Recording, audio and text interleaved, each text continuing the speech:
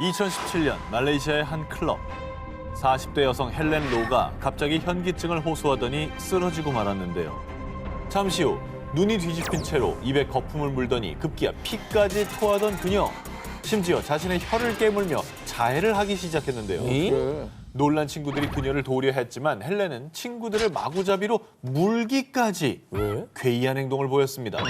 그러다 병원에 이송된 헬렌은 결국 혼수 상태에 빠진 지 6일 만에 사망했습니다.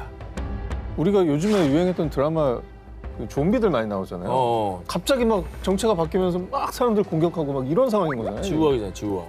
그런데 더 충격적인 사실은 당시 말레이시아에서는 헬렌처럼 괴이한 행동을 보이다가 사망한 사람들이 최소 10명 이상, 불과 한 달 사이 10명이 의문사를 당하고 말았습니다. 뭐야? 야, 진짜 비슷한 증상으로 사망을 했다니까 뭔가 연관이 있을 것 같아요. 난 코로나 같은 전염병일까 봐 걱정이네. 한순간에 사람들을 죽음으로 몰고 간 것의 정체는 바로 동그랗고 납작한 알약 한가운데에 새겨진 유명 SNS의 좋아요 로고. 어머. 그러니까 헬렌을 포함한 사망자들은 일명 좋아요 알약으로 불리는 신종 마약을 복용한 뒤 비극을 맞이하게 된 겁니다. 이거 환각을 유발하고 말잖아요. 보통 뭐 중독에 빠지긴 하지만. 근데 8명이나 사망에까지 이르게 한 걸로 보면은 저 알약에 뭔가를 또 추가했을 것 같은 느낌이 드는 거죠. 약간 독약 같은 거를 네. 주입을 했다거나. 알려진 바에 따르면 좋아요 알약은 강한 각성 및 환각 효과 등을 일으키는 엑스터시의 한 종류로요.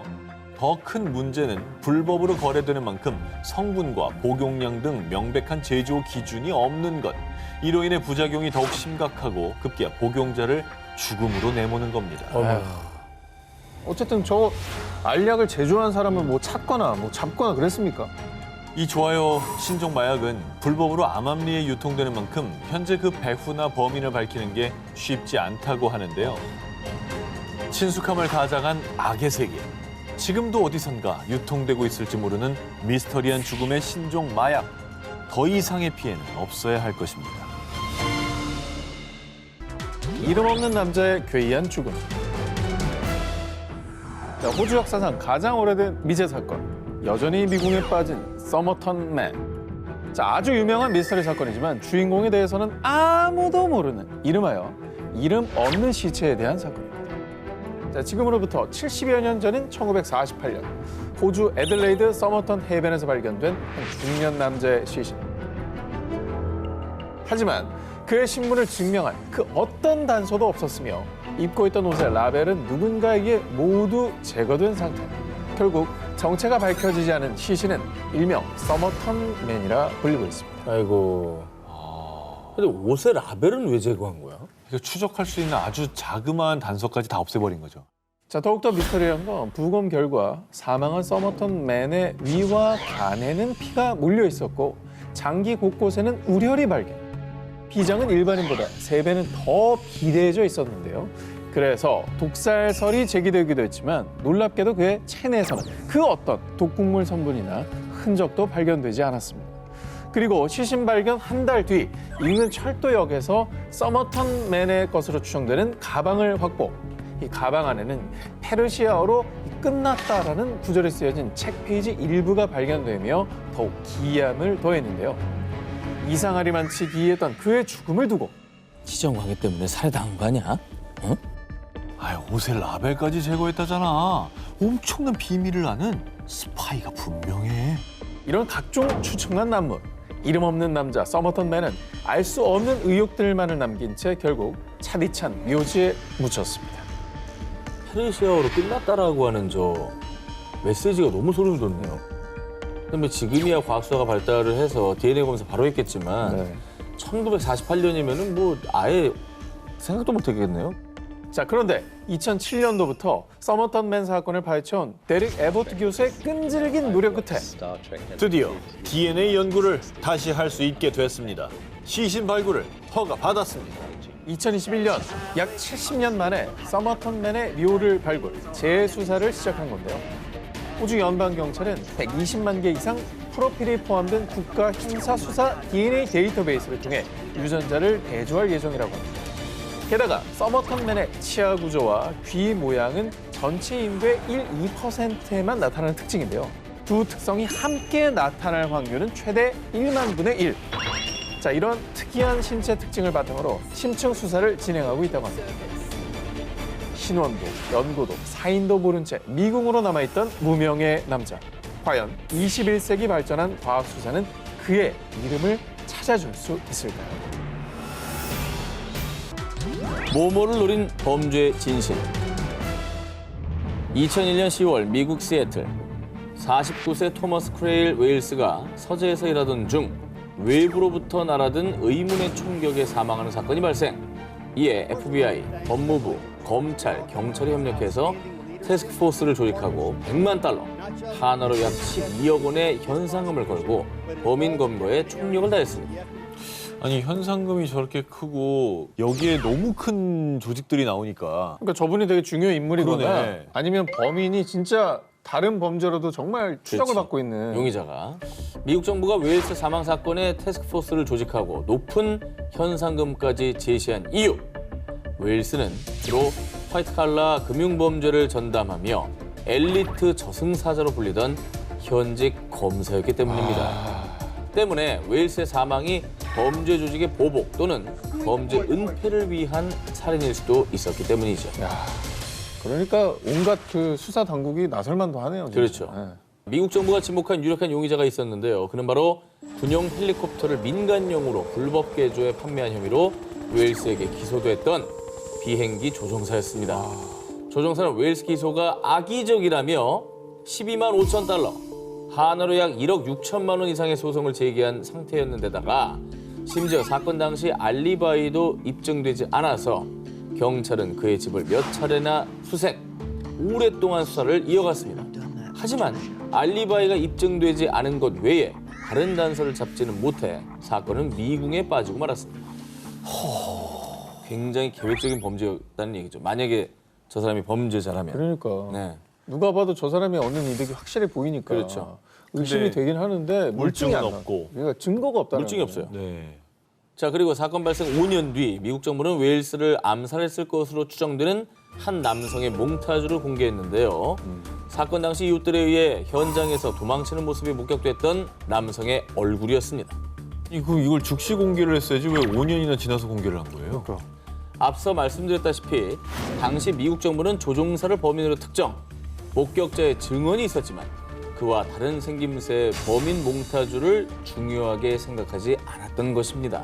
하지만 이미 5년이나 지나 그 단서를 찾기도 쉽지 않았습니다. 늦었네. 그러니까 초반에 너무 답을 정해놓고 맞아요. 거길 팠네. 그렇게 사건의 실마리가 풀릴 기미를 보이지 않는 상황에서 사건 발생 16년이 지난 2017년 샤나 리드라는 한 여성이 결정적인 증언을 했습니다. 사건 당시 사귀었던 남자친구가 검사를 죽인 일에 관여했다며 자랑을 했어요. 중요한 단서죠. 그래요. 진짜 중요한 네. 단서예요. 하지만 믿었던 리드의 증언은요. 허언증에서 비롯된 거짓말로 판명. 사건은 다시 원점으로 돌아가게 됐습니다. 이건 유가족을 정말 두 번 죽이는 그렇죠. 일이죠. 여전히 풀리지 않는 미스터리로 남은 웨일스의 죽음. 2021년 미국 정부는 사건 20주기를 맞아 현상금을 250만 달러, 하나로 약 30억 원으로 2배 넘게 인상. 그리고 웨일스의 가족들은 이런 말을 남겼습니다. To anyone who has information about our father's murder, I would just ask that they have the courage to come forward. 누가 전직 백악관 보좌관을 죽였나?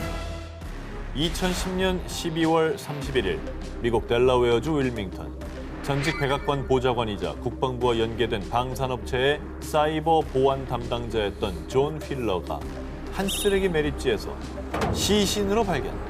그의 사인은 충격적이게도 골절 및 둔기로 인한 외상, 아이고. 즉 타살이었습니다. 누군가 이 전직 백악관 보좌관을 살해해서 유기했다는 거잖아요. 그러니까 정부와 긴밀한 또 네트워크를 가지고 있는 사람이기 때문에 누군가의 또 표적이 되지 않을까라는 의심이 듭니다. 전직 백악관 보좌관 살인 사건에 세간의 이목이 집중. FBI를 비롯한 10개의 정부 기관이 수사를 벌였는데요. 그런데 그의 마지막 행적은 의문투성이었습니다.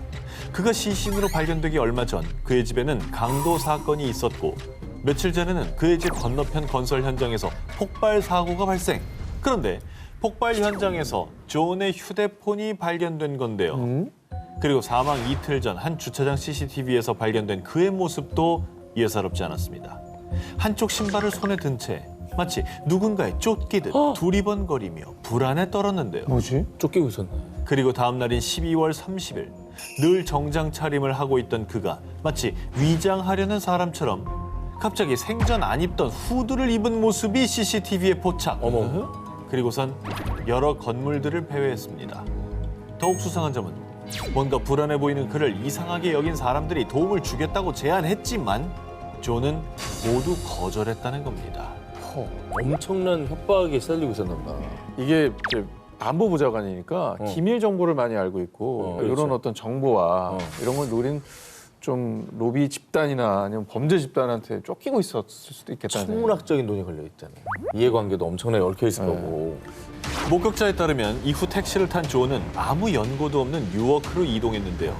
그런데 마치 누군가 그의 흔적을 지우기라도 한 것처럼 이후 존에게 어떤 일이 벌어졌는지 그 누구도 알지 못했습니다. 이후 조사에 따르면 그의 시신은 뉴워크 길거리 쓰레기통에 방치된 채 쓰레기 매립지까지 이동. 싸늘한 주검으로 발견된 건데요. 그리고 더욱 미스터리한 점은 시신 발견 당시 현금과 명품 시계가 그대로 있었지만 그의 서류 가방만은 그 어디에서도 발견되지 않았습니다.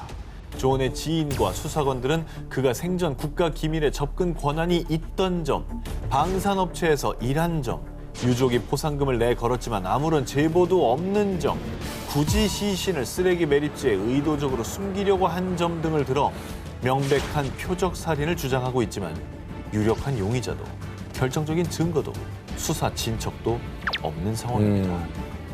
그는 도대체 왜 쓰레기 매립지에서 차가운 시신으로 발견된 걸까요? 혹시 누군가로부터 쫓기고 있던 걸까요? 맞춰지지 않는 퍼즐의 답은 무엇일까요? 13분 사이에 사라진 그녀.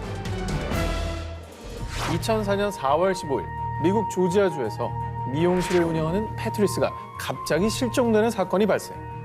패트리스가 사라질 당시 미용실 카운터 금고에는 현금이 하나도 없었고요.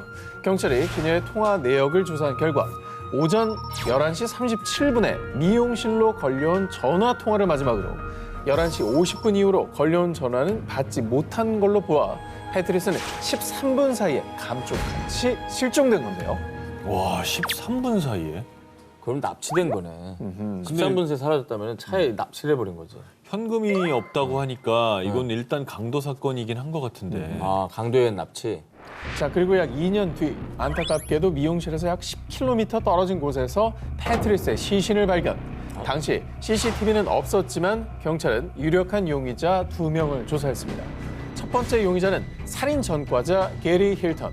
그는 이전에도 다른 미용실에서 비슷한 범행을 벌인 적이 있으며 과거 시신을 유기한 장소 중 한 곳이 패트리스의 시신이 발견된 장소 인근이라서 용의 선상에 올랐습니다. 하지만 그가 패트리스를 죽였다는 결정적 증거는 없었는데요. 그리고 두 번째로 용의 선상에 오른 것은 연쇄 살인범 제레미 존스. 아, 그 조지아의 미용사? 내가 납치해서 강에 버렸는데. 제레미는 다른 살인사건 조사 중 자신이 패트리스를 죽였다고 자백. 경찰에 따르면 그녀의 미용실 위치와 모습을 정확히 그려내고 범인이 아니라면 알 수 없는 정보를 알고 있었지만 이후 범행을 부인하며 진술을 번복했습니다. 이 정도면 두 번째 용의자는 범인 맞는 거 아니에요? 뭔가 자기가 범행을 저지르지 않았더라도 네. 이 사건에 깊숙이 관여가 돼 있는 사람 같은데. 자, 사실 그녀의 시신이 발견된 당시 이상한 점이 있었습니다. 실종 전 늘 그녀가 끼고 있던 이 결혼 반지가 사라진 겁니다. 뭐야? 야, 이거는 치정 아닌가요, 그러면? 반지가 너무 고가였으면 진짜 강도였을 수도 있고. 자, 그런데 사실 이 사건에 유력한 용의자는 한 명 더 있었습니다. 아, 있어요? 자, 패트리스의 아들에 따르면 새 아버지가 범인일 거예요. 엄마는 새 아버지에게서 벗어나고 싶어 했다고요. 자, 패트리스는 20살 연상의 롭과 재혼. 자, 남들이 보기엔 화목한 재혼 가정처럼 보였지만 롭은 패트리스의 아들과 갈등을 빚었고요. 특히나 의처증 증세를 보이며 아내에게 집착했습니다. 아, 이에 사건 발생 전 패트리스는 이혼을 결심. 자, 그리고 정말 수상한 점은 롭은 아내가 사라진 지 하루도 되지 않아 집에 자물쇠를 교체하고 아들을 내쫓기까지 했습니다. 어머. 야, 일단 거기서 무조건 의심할 수밖에 없는 오. 상황이네. 하지만 롭은 아내를 사랑했다며 강하게 반발. 그리고 패트리스가 사라진 그 13분 동안 주유소에 갔다고 밝혔고요. 그의 알리바이가 확인되며 용의선상에서 벗어났지만 일각에선 그가 완벽한 알리바이를 계획한 뒤 청부 살인을 한 것이 아니냐며 의혹을 제기. 자, 그러나 아직까지도 모든 것은 미스터리로 남아 있습니다. 자, 어디선가 완전 범죄라고 착각하고 있을 범인에게 얘기해드리고 싶습니다. 모든 현장엔 흔적이 남습니다. 행동도 남죠. 그리고 한 가지는 확실히 얘기해드릴 수 있습니다. 완전 범죄는 없습니다. 할리우드 스타의 석연치 않은 죽음. 2009년 폐렴과 빈혈, 약물 중독으로 32세 젊은 나이에 사망한 할리우드 스타 브리트니 머피. 아휴, 많은 팬들이 갑작스러운 그녀의 죽음에 큰 충격과 슬픔에 빠졌는데요. 그런데 그녀의 지인과 친구들은 브리트니의 죽음에 남편 사이먼이 연관돼 있다고 주장했는데요. 그 이유, 시나리오 작가인 남편 사이먼 몬잭은 브리트니 머피와 결혼하기 전부터 자신이 마돈나와 데이트한 재력가라는 등 온갖 거짓말로 영화계 인사들을 속여왔습니다. 그래서 브리트니가 그와 결혼한다고 했을 때 모두가 우려, 실제로 결혼 생활은 순탄치 않았는데요. 매니저랑 코디가 왜 필요해? 내가 관리해주면 되잖아. 지금 밥이 넘어가? 이제 샐러드만 먹어. 그리고 내일 성형외과 예약했으니까 상담 받고 오라고. 뭔 소리 하는 거야? 왜 저러는 거야? 뭐야? 남편 사이먼은 브리트니의 일부터 사생활, 인간관계, 체중까지 모든 것을 간섭하고 통제했습니다. 이건 의처증 수준이 아닌데? 이건 뭐야? 약간 뭐 가스라이팅도 있고 어. 집착하고 통제 이런 거를 강하게 하는 그 약간 아픈 사람인데요. 내가 원하는 유형대로 있어야 되는 거네. 그러니까 내 사람을 안에. 사랑하는 게 아니잖아. 그거. 어. 브리트니의 죽음을 조사한 검시관에 따르면 병원에 데려가 제대로 된 치료만 받았어도 그녀의 죽음은 막을 수 있었을 겁니다. 아쉽다.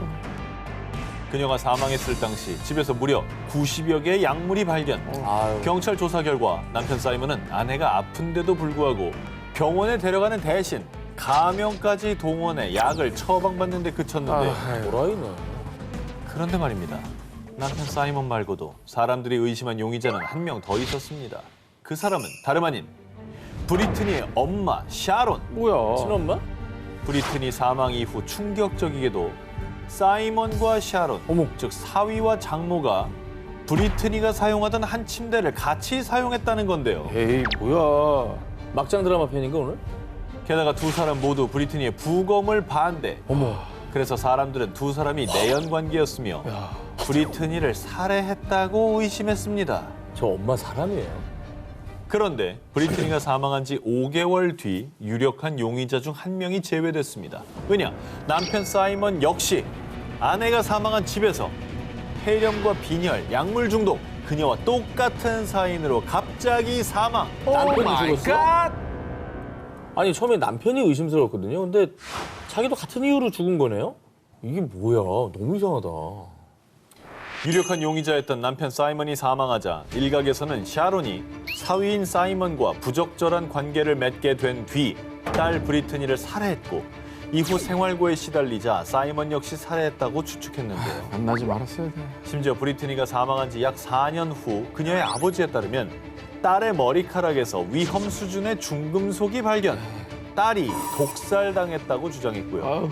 앞서 2011년 엄마 샤론이 브리트니 집을 처분하고 이후엔 그녀의 의상과 여권까지 판매했다며 딸을 애도하기보다는 돈에 집착하는 모습을 보였다며 딸의 죽음에 의혹을 제기하기도 했습니다.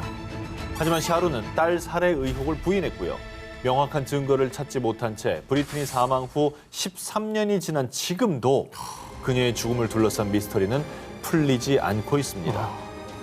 할리우드 스타의 죽음을 둘러싼 의혹. 그녀의 죽음은 누군가에 의해 계획된 걸까요? 아니면 부부에게 닥친 우연한 비극이었을까요? 호주 멜버른 모모의 전쟁. 1998년부터 호주 멜버른에서 2010년까지 끊임없이 발생한 살인 사건들. 해당 사건들의 배후로 지목된 주요 용의자는 윌리엄스 패밀리의 두목인 칼 윌리엄스. 사건의 발단은 1998년 멜버른 주요 범죄 조직인 칼튼 크루의 우두머리 알폰소 간지타노와 마약 거래의 핵심 인물 찰스 헤갈지가 살해당하면서부터였습니다. 두 사람의 죽음으로 지하 세계의 세력 균형이 깨지며 권력 다툼이 발생. 그 과정에서 윌리엄스가 다른 조직 우두머리에게 총을 맞으면서 갱들의 전쟁을 가속화하는 계기가 됐는데요. 이후 총격전은 물론 자동차 폭탄의 방화까지 범죄 스릴러 영화를 방불케 하는 사건 사고들이 이어졌는데요. 그렇게 사망한 사람만 36명 이상. 죽은 사람만 36명이면 뭐 부상당한 사람까지 합치면 엄청난 피해자들이 있었겠는데요? 용의자가 명확해 보이는데 이게 왜 미스터리예요? 경찰은 칼 윌리엄스가 최소 10건 이상의 사건의 배후라고 생각은 했지만 우리 형님은 잘못 없어요. 제가 그냥 쐈다니까요. 그러다 2004년 윌리엄스는 마약 밀매 혐의로 징역 선고를 받고 수감. 하지만 그가 수감된 후에도 계속해서 희생자는 늘어갔습니다. 그러니까 윌리엄스 말고도 좀 범인이 있다든지 아니면 수감된 상태에서 배후 조종을 그렇죠. 하면서 계속해서 지금 희생이 좀 나온 거 아닐까라는 생각이 드네요. 그러던 중 2006년 2월 6일 한때 변호사였지만 마약 밀매 조직의 주요 인물이던 마리오 로코 콘델로가 집 앞에서 총에 맞아 사망하는 사건이 발생하는데요. 그는 살해 음모 혐의로 재판을 앞두고 있었고 그가 살해하려고 했던 사람은 다름 아닌 칼 윌리엄스였습니다. 그러니까 자기를 살해하려고 하자 이제 윌리엄스가 복수를 한 거네요. 미리 손을 쓴 거네요. 그러니까 당시 감옥에 있었다면서요. 그러니까 정말로 사주를 해서 살인 사건을 좀 일으킨 거네요. 그렇죠. 경찰 역시 콘델로 사망 사건의 배후로 윌리엄스를 지목. 윌리엄스는 콘델로 사건을 포함해 다른 4건의 살인 사건으로 무기징역과 징역 25년형을 추가로 선고받습니다. 근데 이거 증거 찾기 진짜 어렵겠다. 너무 어렵죠. 근데 5건에 대한 살인만 인정이 됐다는 건데요. 그럼 나머지 사건의 범인은 따로 있다는 거네요, 또? 윌리엄스가 살인 혐의로 유죄를 선고받은 뒤에도 사망 사건은 계속해서 발생했는데요. 그런데 2010년 4월 드디어 10년 넘게 이어진 갱들의 전쟁이 막을 내리게 됩니다. 그 이후 윌리엄스가 동료 수감자에게 구타당해 사망. 윌리엄스가 죽자 거짓말처럼 더 이상의 희생자는 발생하지 않았던 겁니다. 근데 어쨌든 이게 드러난 게 없이 미궁으로 그냥 덮어진 거네요, 이건. 모모 없는 식료품점 살인 사건. 2007년 호주 뉴캐슬 87세 프랭크 뉴베리는 58년 동안 성실하게 식료품점을 운영하며 한 커뮤니티로부터 세계 최고의 식료품 상인으로 선정될 만큼 지역사회에서 명망이 높았습니다. 자, 그러던 어느 날 환한 대낮인 오후 4시 15분 프랭크가 자신의 가게에서 숨진 채 발견됐습니다. 어머. 당시 뉴베리의 시신은 뭉툭한 것에 구타당한 상태로 카운터 앞에 쓰러져 있었습니다. 아이고. 게다가 카운터 금고는 텅 빈 채로 열려 있었죠. 이러면 이게 강도 살인 사건을 의심하게 되는데요. 이거 사정도 잘 모르는 강도가 와서 협박하고 돈 털어가고 죽이고 이게 너무 그려지네요. 경찰도 처음에는 강도 살인 사건이라고 판단. 하지만 뉴베리의 주머니에서 하나로 약 135만 원의 돈이 그대로 발견되며 단순 강도 사건이 아니라는 데 무게가 실리기 시작했습니다. 강도면은 주머니를 뒤졌을 수도 있을 것 같은데. 의아한 거는 네네. 지역에서 되게 존경받는 분이라고 그랬죠. 명망이 높았죠. 네, 그러니까 이게 원한을 살 분은 아닌 것 같다는 생각이 드는데. 자, 그런데 뉴베리의 살인 사건에 의문점이 하나 있었습니다. 뉴베리는 살해당한 날 오전 릴리우드라는 친한 친구의 장례식에 참석했습니다. 당시 88세였던 우드 또한 불과 10일 전 뉴베리의 가게에서 1km도 떨어지지 않은 자신의 집 테라스에서 누군가에게 둔기에 의해 폭행당해 사망했던 것인데요. 어머. 저 노인을 저렇게 아유 참. 그러면 범행이 비슷한 연쇄살인인가요? 타겟도 노인이라는 점이 같죠. 경찰은 뉴베리가 사망했던 날 식료품점을 방문했던 모든 사람들을 조사하고 DNA를 채취, 그렇게 용의자를 2명으로 추렸습니다. 한 명은요, 정신분열증을 앓고 있는 마약 중독자로 사건 당일 2번이나 뉴베리의 식료품점을 방문. 그리고 또 한 명은 자신이 뉴베리를 죽였다고 자랑처럼 말하고 다녔다고 합니다. 아니 이렇게 말만 들어서는 누가 범인인지 뭐 알 수가 없는데요. 진짜. 그래서 좀 밝혀졌습니까? 정신분열증을 앓던 마약 중독자는 뉴베리 식료품점을 2번 방문한 것 외에는 별다른 수상한 점이나 단서를 발견하지 못했고요. 자신이 뉴베리를 죽였다고 말하고 다닌 사람 역시 그의 주장 이외에는 아무런 혐의점도 또 증거도 없었습니다. 2012년 우드를 살해한 범인은 다행히 검거, 징역을 선고받았는데요. 하지만 뉴베리 살인 사건은 여전히 이유도 범인도 모른 채 미스터리로 남아 있습니다. 이야, 존경받던 분인데 이미 또 15년이 지나버렸어요. 네. 이제 범인을 찾기 굉장히 어렵겠지만 어떻게라도 조금 억울한 죽음 미스터리가 풀렸으면 좋겠네요. 칠레 주민들이 공포했던 사연. 2021년 칠레 타라파카의 한 마을이 공포에 휩싸였습니다. 그 이유는 바로 2020년 11월을 시작으로 2달 사이 마을 주민들이 기르던 가축 라마와 알파카 50여 마리가 연쇄적으로 의문의 죽임을 당한 겁니다. 아유. 하지만 사건 현장에는 수상한 발자국도 없었고 범인의 흔적을 전혀 찾을 수 없었는데 저건 계획 범죄죠, 범죄면은. 일부러 저 발자국 다 지우고 예. 철저히 계획하에. 그러니까 동물을 학대했다든지 아니면 뭐 주변에 이제 맹수가 달려들든 저희가 옛날에 했던 그 기사 중에 외계인의 소행까지 있었죠. UFO의 소행이다 뭐 이런 얘기 했었는데 이유를 어떻게? 근데 맹수에게 사냥을 당해도 맹수 발자국이라도 있지 않나요? 아니 그리고 너무 또 깔끔하게 죽이기만 했잖아요. 맹수는 또 아, 물 먹지? 예, 물어 갔을 텐데 그건 또 아니고 그럼 말이죠. 사람이네. 가축들의 사체를 조사한 수의사 안드레아는요. 이건 여우나 푸마 같은 맹수가 만든 상처는 아닙니다. 그런데 미스터리한 건 가축들의 사체에서 발견된 한 가지 공통점이었습니다. 죽은 가축들은 하나같이 뾰족한 송곳니로 관통당한 듯 목덜미에 선명히 난 2개의 구멍이 있었던 겁니다. 흡혈귀? 더욱 의아한 것은 죽은 가축들의 살이나 내장에는 훼손된 부분이 전혀 없었다고 하는데요. 그러니까 정체를 알 수 없는 무언가가 가축들을 흡혈, 피만 빨아먹어서 죽음에 이르게 한 겁니다. 흡혈박쥐인가? 아 근데 흡혈박쥐도 죽을 만큼 빨진 않죠. 급기야 극도의 불안감과 공포를 느낀 마을 주민들 사이에서는요. 목덜미에 난 2개의 구멍. 설마 추파카브라? 피를 빨아서 동물을 죽인다는 전설의 괴물 추파카브라. 가축들의 의문사가 추파카브라의 소행이라는 흉흉한 소문까지 돌았습니다. 저희도 여러 번 뭐 기사를 통해 추파카브라를 소개한 적이 있었는데 근데 그러고 보니까 전에 양떼들이 흡혈을 당한 것과 좀 비슷한 정황이거든요. 그 알파카도 등치가 좀 있단 말이죠.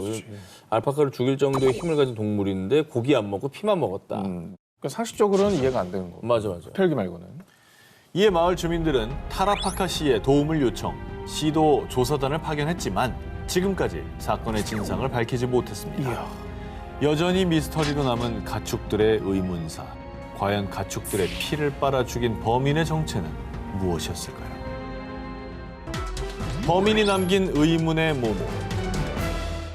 안녕. 와 되게 빨리 퇴근하시네요. 야, 좋겠다. 2021년 7월 미국 조지아주 애틀랜타. 늦은 밤 반려견과 함께 산책에 나선 캐서린 자네스가 공원 입구 근처에서 숨진 채 발견되는 사건이 발생했습니다. 당시 자네스와 반려견은 수십 차례 흉기에 찔려 사망. 시신 상태는 너무도 참혹했는데요. 그런데 미스터리한 점은 자네스 가슴팍에서 발견된 의문의 상처 FAT. 응? 누군가 고의로 자네스의 가슴팍에 문자를 새긴 것이었습니다. 야, 근데 그 와중에 그렇게 저런 걸 남겨요. 들킬까 봐 도망갈 것 같은데. 아니 그러니까 수십 군데 보통 찌르면 이제 원한에 관련된 범죄로 생각을 그렇죠. 하는데 또 증거를 또 이렇게 대놓고 남겨버렸잖아요. 이거야말로 우리가 예전에 좀 아쉬워했던 뭐 CCTV나 DNA 이런 거 가능할 것 같다는 생각은 들거든요. 이 명백한 살인 현장이지만 공교롭게도 사건 당시엔 공원 입구 근처 교차로에 있는 단 하나의 CCTV만 작동. 거기에 자네스의 마지막 모습이 찍혔고요. 이외에 다른 CCTV들은 모두 작동 불가. 결국 살해 용의자는 그 어디에서도 모습을 볼 수 없었습니다. CCTV 위치도 아는 범인이었나 보다. 의문점은 또 있습니다. 자네스의 반려견은 대표적인 맹견으로 손꼽히는 핏불. 자신이 위협받을 때 적을 향해 맹렬히 공격하는 건 물론 주인에 대한 충성심도 강한 견종인데요. 만약 범인이 자네스와 반려견을 공격했다면 반려견이 저항하거나 매섭게 짖는 소리가 났을 텐데 자네스와 반려견이 공격을 당할 동안 그 어떤 목격자도 없었습니다. 짖기 전에 내가 볼 때는 전기 충격한 거야. 그리고 주인이 이렇게 찌르는 상황에서 저 핏불이 가만히 있을 것 같지가 아유. 않다는 생각이 들거든요. 경찰 역시 이 반려견의 죽음에 주목. 반려견이 저항하지 못한 것으로 보아서 용의자는 평소 친분이 있는 사이임이 틀림없습니다. 하지만 아직까지 용의자는 나타나지 않은 상황이고요. 경찰은 범인 검거를 위해 포상금까지 걸고 대대적인 수사를 하고 있다고 합니다. 한밤중 산책에 나섰다 의문의 죽음을 맞이하게 된 그녀. 그날 밤 대체 무슨 일이 있었던 걸까요? 이해가 아예 안 가네. 도미니카 모모 연쇄 사망 사건. 아름다운 카리브해가 펼쳐진 관광 낙원 도미니카 공화국. 그런데 2019년 5월 25일 도미니카의 한 호텔 투숙객인 베르너 사망. 닷새 뒤인 5월 30일엔 또 다른 호텔 투숙객인 홈즈와 데이가 사망한 채 발견되는 사건이 발생했습니다. 그리고 묘하게도 이 세 사람의 사망 사건엔 공통점이 있었는데요. 우선 똑같은 사인. 사망한 세 사람 모두 술을 마신 뒤 갑작스러운 호흡 부전과 폐 부종으로 사망했다는 것이었습니다. 뭐 술에 뭐가 있나? 술 독탔네. 일단은 그게 제일 생각이 나네요. 그렇죠. 근데 그랬다면 그 술을 마신 게 세 사람밖에 없을 리는 없고 다른 사람은 왜 괜찮았을까? 아하. 같은 술병인데 술잔이 달랐거나. 자, 그런데 말입니다. 이 사건들의 공통점은 또 있었습니다. 바로 사망한 세 사람 모두 미국인 관광객이라는 사실. 심지어 이 사건이 보도된 뒤 호텔방에서 이상한 냄새가 났는데 다음 날까지 복통이 시달렸어요. 귀국해보니 살충제에 중독됐다고 하더라고요. 제 동생도 호텔 미니바에서 음료수를 마신 뒤에 죽었어요. 네, 도미니카 여행 중 호텔 방에서 이상한 냄새를 맡고 구토, 설사 등의 경험을 했다는 미국인 관광객들의 증언이 속출. 그리고 도미니카 여행 중 사망한 미 관광객의 유족들 역시 그들이 호텔에서 술이나 음료수를 마신 뒤 사망했다고 주장했는데요. 자, 알고 보니 1년 사이 도미니카 여행 중 돌연사한 미국인 관광객이 최소 11명이었습니다. 근데 이거는 미국 사람만 노린 테러 아니에요? 아하. 자, 이는 도미니카 미국인 관광객 연쇄 의문사로 보도되며 큰 파문을 일으켰고요. 결국 미 FBI가 우선 베르너와 홈스데이 커플 이 세 사람이 사망한 사건 수사에 착수했는데요. 자, 그런데 말입니다. 수사 결과는 살인이 아닌 자연사. 그리고 이 사건으로 관광 산업에 큰 타격을 입은 도미니카 공화국 측은요. 미국인 연쇄 살인 의혹을 공식 부인했습니다. 워낙 많은 관광객이 있고 그중에 일부다. 자, 하지만 유족들은요. 도미니카 미 관광객들의 죽음에 여전히 의문을 제기했는데요. 도미니카에서 발생한 미국인 관광객들의 잇따른 죽음. 과연 그것은 우연에 불과했던 걸까요? 아니면 우리가 모르는 위험한 진실이 숨겨져 있는 걸까요?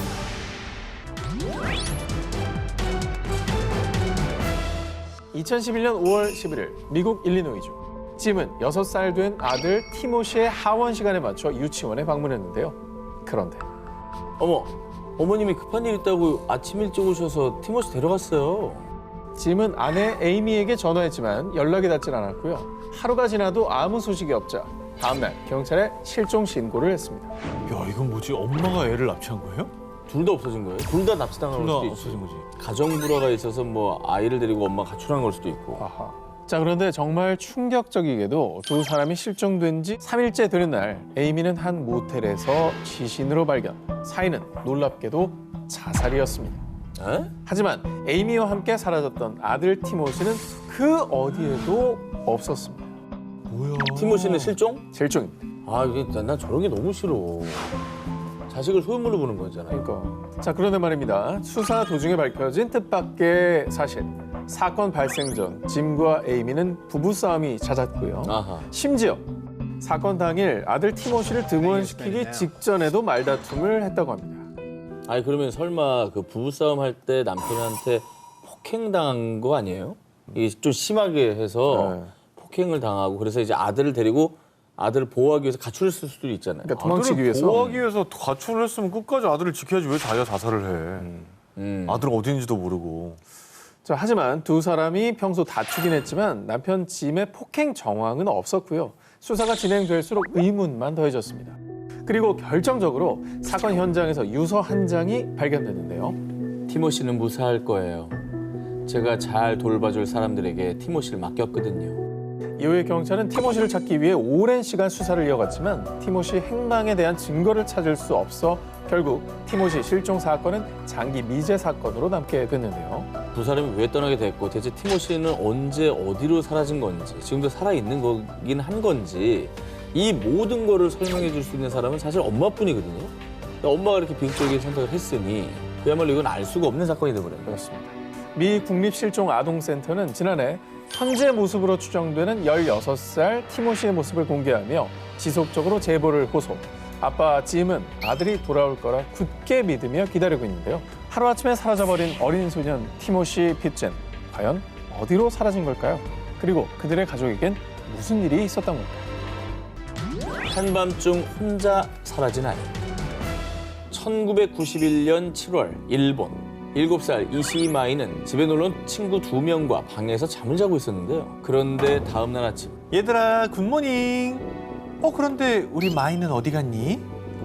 한밤중 부모님과 조부모님 거기에 친구들까지 함께 있던 집에서 마이만 감쪽같이 사라진 겁니다. 야, 이게 가능해요?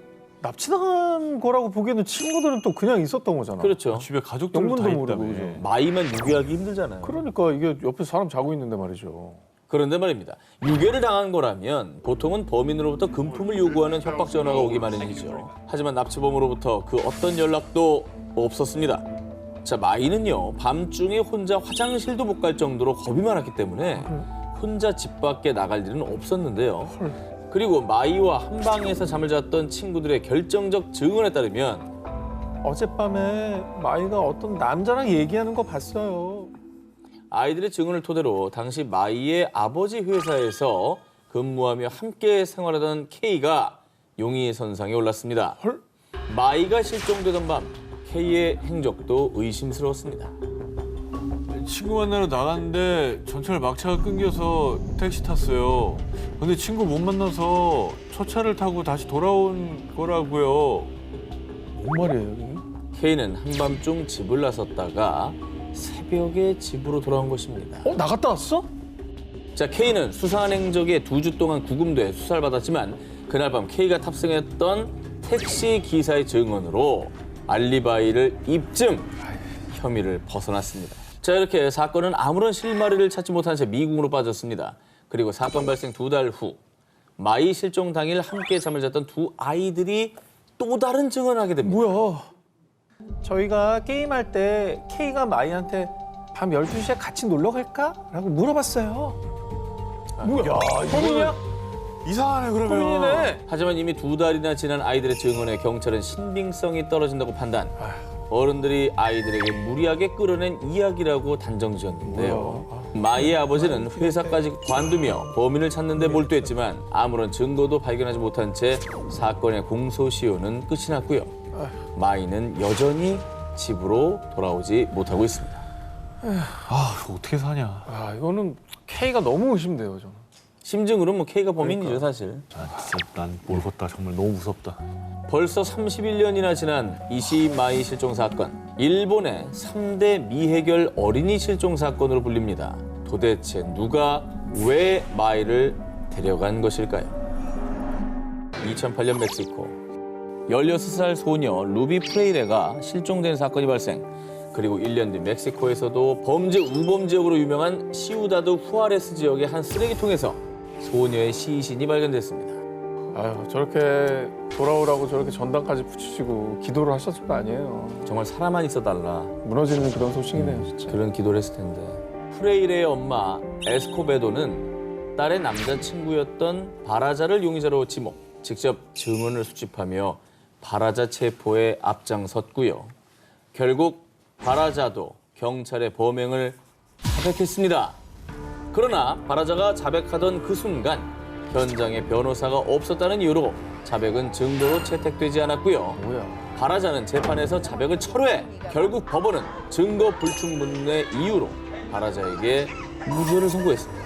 잔혹한 살인을 저지르고도 자유의 몸이 된 바라자를 보고 분노한 엄마 에스코베도는 시위를 단행합니다. 그리고 이 소식이 멕시코 전역에 알려지자 비난이 쏟아졌고요. 결국 항소법원은 한 달 만에 판결을 뒤집어 바라자에게 50년형을 선고. 하지만 바라자는 이미 마약 카르텔에 가담해 사라져버린 뒤였습니다.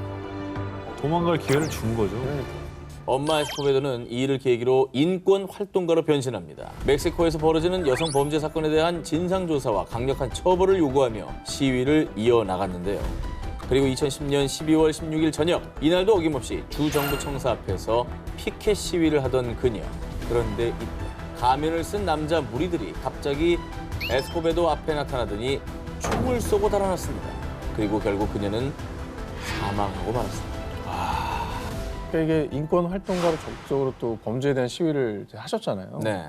이게 혹시 이로 인해 또 범죄 사실이 알려지면 안 되는 사람들이 복수를 한 건지 아니면 정말 생각하기 싫지만 그때 그 바라자가 벌인 짓인 건지. 그 카르텔에서 마약 네. 카르텔. 하지만 바라자는 이후 2012년 진범이 밝혀지기도 전 마약 카르텔 소탕 작전 중 사살됐고요. 얼마 뒤 경찰이 에스코베도 살해 용의자를 체포했다고 발표했습니다. 그런데 에스코베도의 죽음을 눈앞에서 지켜본 아들은 용의자가 진범이 아니라고 주장. 하지만 경찰은 이를 받아들이지 않았습니다.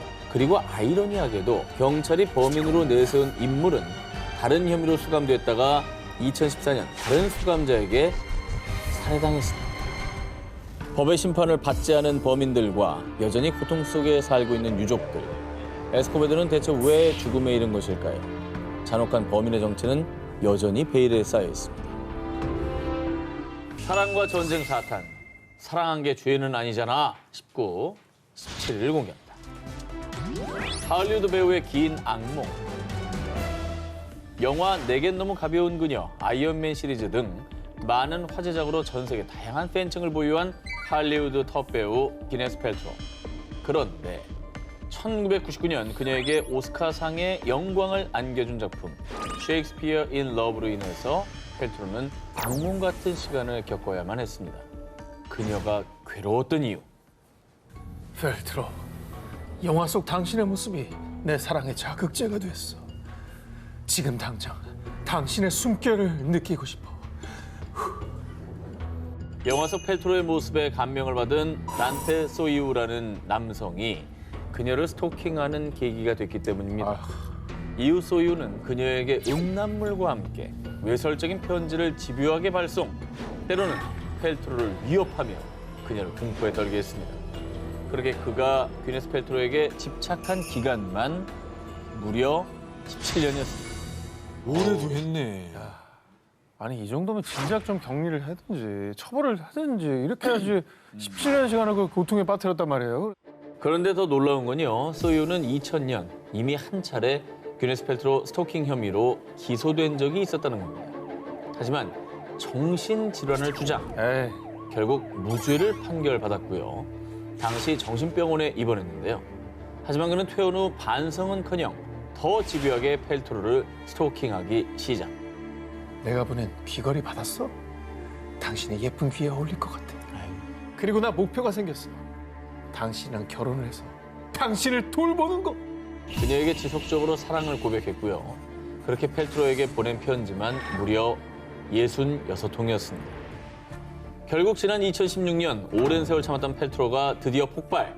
소유를 스토킹 혐의로 다시 한번 고소. 로스앤젤레스 법정에서 마주하게 됐습니다. 이게 문제야. 하지만 법정에선 소이우는 펠트로에게 사랑과 우정을 보여주고 싶었을 뿐이라고 주장. 스토킹 혐의를 부인했는데요. 갑자기 법정만 오면 착해지네. 아휴. 그러니까 이런 일방적인 건 정말 진짜 끔찍하네 진짜. 하지만 배심원단은 그의 행위가 비난받아 마땅하지만 최근 위협적이거나 음란한 메시지가 없었다는 점, 그가 반성을 하고 있다는 점을 근거로 중죄 스토킹에는 해당하지 않는다고 판단, 소유에게 무죄를 선고했습니다. 이게 조금 무죄가 나왔다는 건 이해가 되지 않아요. 판결이 너무 아쉽죠. 네. 스타들의 사생활을 공포로 몰아넣는 스토킹. 스토킹은 팬심도 관심도 아니고요. 그냥 한 사람을 괴롭히는 범죄일 뿐입니다. 사랑과 전쟁 4탄, 사랑한 게 죄는 아니잖아 19, 15일을 공개하겠습니다. 경찰을 괴롭힌 범인의 정체는 뭐뭐. 2020년 일본 나라시 40대 타케루 경사는 매일같이 누군가 자신을 쫓아오는 듯한 느낌을 받았는데요. 심지어 의문의 발신자로부터 지속적인 편지를 받기도 했습니다. 경찰에 스토킹을 당한 거예요? 네, 그러면 경찰이 잡은 범죄자가 복수하는 걸 수 있죠. 아, 복수하려고. 타케루를 미행하고 의문의 편지를 보낸 사람은 카나코 오니시라는 27세 여성으로요. 얼마 전 타케루가 체포했던 범죄자가 맞습니다. 그럴 줄 알았어요. 하지만 그녀가 보낸 건 단순한 협박 편지가 아니었습니다. 이건 사랑이 분명해요. 당신의 호적에 올라가고 싶어요. 제발 저와 결혼해 주세요. 카나코는 타케루의 스토커였습니다. 그리고 더욱더 놀라운 사실은 체포할 당시 그녀의 혐의 역시 스토킹. 자신을 스토킹 혐의로 체포한 경찰을 스토킹한 겁니다. 이 정도면 약간 병 아니에요? 그러니까 병일 수 누군가라도 있지. 스토킹을 해야지만 되는 상태인 거 아니에요? 대상만 찾나 봐. 카나코는 스토킹 혐의로 타케루 경사에게 수사를 받던 중 카나코 씨, 왜 그런 짓을 하셨어요? 그건 범죄예요. 다신 그러지 마세요. 네? 자, 이렇게 자상한 타케루 경사에게 의지를 하게 됐고 금세 그에게 사랑에 빠지며 스토킹의 표적을 바꾼 겁니다. 아우. 이후 카나코는 타케루 경사를 미행하는 건 물론 유부남인 그에게 결혼해달라며 편지까지 보냈는데요. 참다 못한 타케루 경사는 카나코를 또다시 체포! 결국 그녀는 타케루 경사에 대한 접근 금지 명령을 받았습니다. 아이, 체포해달라고 사정사정 하는 거지. 경찰한테 그러면 어떡합니까? 근데 이걸로 안 끝날 것 같은데. 그러니까. 하지만 그녀의 집착 앞에는 법도 무의미했는데요. 2021년 5월 접근 금지 명령을 어기고 또다시 타케루 경사에게 결혼해달라고 애원하는 편지를 보내며 자신의 비뚤어진 욕망을 드러낸 카나코. 이에 타케루 경사는요. 이 사람 정말 안 되겠구만. 제대로 혼쭐 나야겠어. 상습 스토킹 혐의로 카나코를 3번째로 체포. 결국 카나코는 유치장 신세를 지게 됐고요. 그녀는 자신의 범행을 모두 인정했습니다. 자신에게 수갑을 채운 경찰관을 스토킹해 철창 신세를 지게 된 여성. 사랑을 강요하는 건 진정한 사랑이 아닌 범죄라는 것을 깨달았길 바랍니다. 사랑과 전쟁 사탄, 사랑하는 게 죄는 아니잖아 19, 12위를 공개합니다. 우리 집에 뭐뭐 있다. 헐. 2009년 미국 배우 겸 작가로 활동하는 조 커밍스는 집에서 쉬던 중 이상한 경험을 했는데요. 이게 무슨 소리지? 설마 도둑이야? 어? 아무도 없네? 늦은 새벽에 집 어딘가에서 의문의 인기척을 느낀 겁니다. 아까 배우라고 했잖아요. 네. 혹시 팬이라. 그 뭐 사생 팬이 있어서 네, 팬이네. 몰래 들어가 있던 거 아니야? 자, 그런데 말입니다. 기묘한 건 이뿐이 아니었습니다. 또 있어. 어? 내가 어제 샌드위치를 냉장고에 넣어둔 것 같은데? 아니었나? 자꾸만 사라지는 음식들. 그리고 새벽에 들리던 그릇 달그락거리는 소리. 알 수 없는 일들이 끊이지 않자 스트레스를 받던 커밍스는 집안에 CCTV를 설치했는데요. 아우, 무서워라. 그런데 CCTV에 포착된 충격 광경. 너 들어왔어? 아, 보자 아직 없어. 저 문이 살짝 열리는 거 아니야? 저기야? 너 온다. 저기야? 뭐야? 너 내려온다. 에? 다락방 같은 데서 뭐 내려온 거 아니야 지금? 기생충이야? 헐! 영화 기생충이네. 저기 살고 있는 거야? 저기 지금 위에서 지금 나온 거죠. 저 뭐 여자야? 환풍구 같은 데서. 어머, 어머머머머. 우유 꺼내서 마시네. 저 사람이 범인이었네. 그냥 이것저것 다 하네. 우유만 마시는 게 아니라. 아니, 영화 기생충 내용이 그대로 나온 거 아니에요? 맞습니다. 늦은 밤 커밍스가 잠들고 난 뒤 환풍구에서 내려오는 의문의 여성. 그녀는 익숙하다는 듯이 냉장고에서 음식을 꺼내 먹었는데요. 커밍스가 잠에서 깨 방에서 나오면 급히 몸을 숨겼다가 커밍스가 방으로 돌아가면 다시 온 집안을 휘젓고 다녔고요. 아침이 되기 전에 다시 환풍구로 숨어들었습니다. 너무 무섭다, 이거. 나 몰래 동거인이 있었네. 저 얼마나 몰랐던 걸까? 아니 그럼 저 여자 정체가 뭐예요? 그녀가 커밍스의 집에 침입한 이유. 커밍스가 보고 싶어서 그 집에 들어갔어요. 사실 그녀는 커밍스를 마음에 품은 팬이 아닌 스토커. 아유. 그녀는 커밍스 집에서 몰래 숨어 살면서요. 이 샌드위치에 커밍스의 입술이 닿았겠지? 소파에서 그의 채취가 느껴져. 커밍스가 남겨둔 음식을 훔쳐먹고 커밍스가 휴식을 취하던 소파에 온몸을 기대기도 하며 집안 구석구석에 묻어있는 커밍스의 흔적을 느끼고 있었던 건데요. 아유. 그렇게 커밍스는 본인도 모르는 사이에 스토커와 무려 2주간 동거하고 있었습니다. 이거 뭐 떼심도 아니고 뭐 아무것도 아니죠. 그냥 범죄잖아요, 범죄. 가택 침입에 절도에. 결국 커믹스는 스토커를 경찰에 신고했는데요. 좋아하는 배우의 집에 2주간 숨어 산 여성. 진정한 팬이라면 배우의 사생활을 존중하고 선을 지키면서 응원해야 한다는 것을 명심하기 바랍니다. 사랑과 전쟁 4탄, 사랑한 게 죄는 아니잖아 19, 11일 공개합니다. 모모와의 은밀한 동거. 미국 아틀란타에 거주하는 여성 리비 클리브스는 언젠가부터 이상한 일을 겪기 시작했는데요. 자신의 방에서 낯선 향수 냄새가 나는가 하며 한밤중에 정체를 알 수 없는 거친 숨소리가 들린 겁니다. 아, 무섭다 진짜. 이거 너무 무섭다. 냄새도 그렇고 소리가 들린다고요? 그 100% 딴 사람이 지금 집에 있다는 거잖아요. 거의 저건 룸메이트 아니야. 처음에는 환청인가 싶었지만 계속 이상한 일이 반복되자 클리브스는 방을 찬찬히 둘러봤지만요. 아무것도 발견하지 못했습니다. 그러다 혹시 몰라 침대 밑을 살펴본 그때 설마.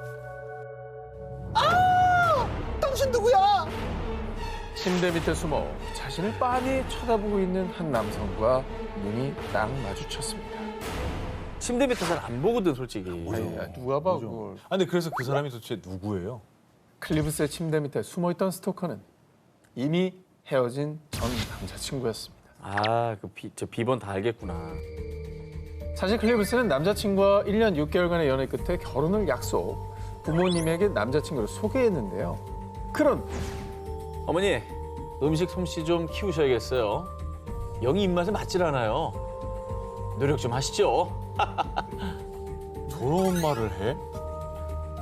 그 여자친구 부모님한테? 무례한 거지 뭐. 그렇습니다. 부모님에게 무리하게 행동하는 남자친구의 이중적인 모습에 충격받은 클리브스는 결국 이별을 통보. 남자친구도 이별을 쿨하게 받아들이는 듯 했습니다. 그런데 그 전 남자친구가 클리브스의 집 침대 밑에 몰래 숨어 있었던 겁니다. 아니 숨소리는 왜 뭐 코로 골았나? 클리브스가 들었던 그 불쾌한 숨소리.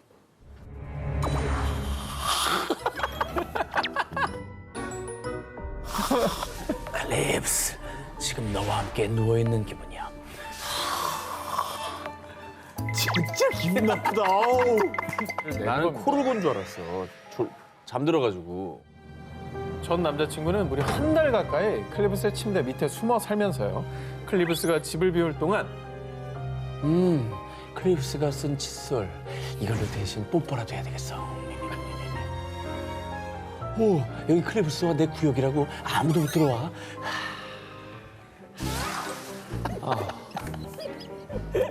요새는 안 하죠? 예? 요새는 안 그러시죠? 그런 적이 없습니다. 아, 그래요? 예, 저 연기력이 좋을 뿐. 너무 현실 같아서. 네, 클리브스의 물건을 사용하고 마치 영역 표시라도 하듯 자신의 향수를 뿌리곤 했던 겁니다. 개야 무슨 영역 그 표시를 칫솔을 해. 자기가 썼다는 거를 나중에 알았을 때 얼마나 끔찍했을까. 클리브스는 즉시 경찰에 신고, 접근 금지 명령을 신청하며 아찔한 상황에서 벗어날 수 있었는데요. 사랑한다는 이유로 선까지 넘어버린 전 남자친구. 당신의 행동은 범죄에 불과합니다. 사랑과 전쟁 4탄, 사랑한 게 죄는 아니잖아 19, 8일 공개합니다. 모모를 향한 빗나간 사랑. 2009년 9월 영국 이스트 서식스주 중학교 교사 캐서린 레이는요. 잭, 지리 과목 성적이 잘 안 나오는 것 같은데 방과 후에 보충 수업하자. 선생님이 도와줄게. 15살 학생 잭을 위해 열정을 다했는데요. 선생님이 학생을 되게 많이 챙겨주는 거니까 감사하죠. 감사한 건데. 근데 오늘 주제가 주제니만큼 이제 누가의 문제지 이건 뭐 사실 그렇게 아름다워 보이지 않는데요. 학생 잭을 챙기는 교사 레인의 숨겨진 속마음. 잭, 내 마음은 오로지 너만을 원해. 널 내 남자로 만들 거야. 사실 35살 교사 레인은 고작 15살이고 남학생 잭을 짝사랑하고 있던 겁니다. 선생님이 저러면 진짜 공포스러울 것 같아. 미성년자잖아요. 또 어른끼리 만나면 또 대등한 관계지만 이거는 전혀 그런 관계 아니잖아요. 어떻게 자기 제자한테 저래. 하지만 레인은 잭이 미성년자라는 사실도 스승과 제자의 관계라는 사실도 전혀 개의치 않았습니다. 레인은 학교에선 사람들의 눈을 피해 잭, 오늘도 너무 멋있다. 이따 교무실로 잠깐 와볼래? 수시로 잭에게 문자 메시지를 보내며 관심을 표현했는데요. 레인의 관심이 부담스러웠던 잭은요. 아, 선생님 저 이제 집에 가야 되는데요. 실은 내색을 표했지만 레인은 오히려 선물 공세까지 하며 적극적인 구애를 펼쳤습니다. 아, 진짜 대단하다 자, 정말. 학생 입장에서는 선생님 제발 이러지 마세요라고 강하게 얘기할 수도 없어요. 못하지. 어떻게 될 줄 알고요. 그럼. 학교인데. 하지만 잭에 대한 레인의 집착은 방학이 되어도 멈출 줄을 몰랐습니다. 잭이 너무나도 보고 싶었던 레인은 교육 지도를 핑계로 잭의 집까지 방문. 그리고 잭을 침실로 유도해서요. 아이고야. 잭, 이래도 나를 그저 선생으로만 볼 거야? 부적절한 관계를 이어가고 싶다며 끊임없이 구해. 잭의 거부에도 불구하고 장장 2년 동안 잭을 스토킹했습니다. 와. 근데 부모님한테라도 얘기했으면 좋겠는데. 했을 것 같은데요. 학생 잭은 결국 참다 못해 레인의 스토킹 사실을 아버지에게 알렸고요. 잘했다. 잭의 아버지는 그 즉시 학교에 레인을 고발했습니다.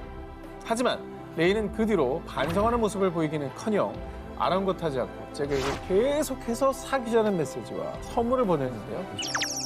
결국 교직윤리위원회 측은 교사의 신분으로 절대 용납할 수 없는 행동이었습니다. 레인이 향후 5년간 영국 내 모든 교육시설에 취업할 수 없도록 교단에서 퇴출. 레인의 빗나간 사랑과 집착은 그제야 끝이 났습니다. 사랑과 전쟁 4탄, 사랑한 게 죄는 아니잖아 싶고 7위 공개합니다.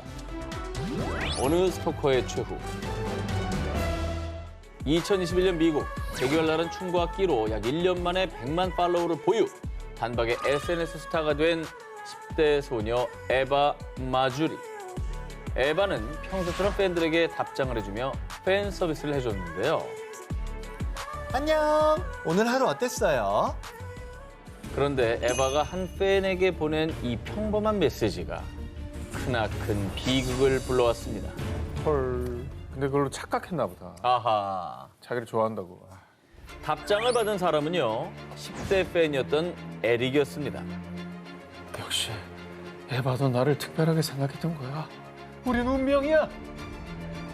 에바의 친절에 마치 자신이 특별한 사람이 된 듯 착각에 빠진 에릭은 팬을 넘어 점점 광기 어린 집착을 보였습니다. 에바의 사진과 영상을 수집하던 에릭은 에바에게 셀카를 요구하더니 에바, 셀카 말고 은밀한 사진 좀 줄 수 없을까? 우리 사이에 이런 것쯤은 아무것도 아니잖아. 신체를 노출한 사진까지 요구하며 선을 넘었습니다. 신고하고 차단 먹여야지. 이 정도면 성범죄죠, 이제. 그렇지, 뭐 완전히 신체 사진을 은밀한 보내라는 거 이게 무슨 팬입니까? 뭐라는 거야 이게. 자, 이 사실을 안 에바의 아버지 로버트는요. 이건 엄연한 범죄야. 한 번만 더 내 딸에게 연락하면 가만 안 둬. 라며 강하게 경고. 그리고 에바도 SNS에서 에릭을 차단했는데요. 하지만 에릭의 스토커 행각은 여기서 끝이 아니었습니다. 에바의 주변 친구들에게 돈을 주거나 숙제를 대신해주며 에바의 사진, 번호, 개인정보를 얻었고요. 참고로 에릭은 2대 휴대폰에 무려 에바의 사진 수천 장, 수백 시간 분량의 영상을 보유하고 있었습니다. 그리고 급기야 2021년 7월 에릭은 플로리다에 위치한 에바의 집을 찾아갔습니다. 현관 앞에 총을 난사하며 그녀를 위협했습니다. 어떻게 해? 당시 에바의 아버지 로버트는 그를 내쫓았지만 도주했다가 다시 돌아온 에릭은 로버트의 경고에도 불구 끝까지 에바 가족을 위협하다 그만 가족을 지키려던 로버트의 총에 맞아 숨을 거두고 말았던 것입니다. 아니 근데 좋아한다면서 왜 총을 난사해요? 자기 뜻이 받아들이지 않는. 죽이려는 거잖아. 진짜 광기다. 한편 총을 쏜 아버지 로버트는 생명의 위협을 느낄 경우 총으로 대응할 수 있다는 플로리다주 법에 따라 처벌받지 않았지만 이후 에바는 또 다른 스토커 때문에 학교도 그만두며 2022년 3월 법정에 섰고요. 일상생활에 위협을 느끼며 고통을 호소하고 있습니다. 사실 이게 또 없던 문화잖아요. 이 인플루언서 그리고 뭐 최근에 SNS 스타라는 게 또 이게. 이게 좀 심리적인 거리가 좀 가까워지니까 좋은 면도 있지만 저렇게 착각을 하는 사람들도 많이 생긴다는 게 양날의 검인 것 같습니다. 아휴, 슬프네요 진짜. 네. 사랑과 전쟁 사탄, 사랑한 게 죄는 아니잖아 싶고 6위를 공개합니다. 한 뭐 이제 누가 되든 저는 그럼 오해요.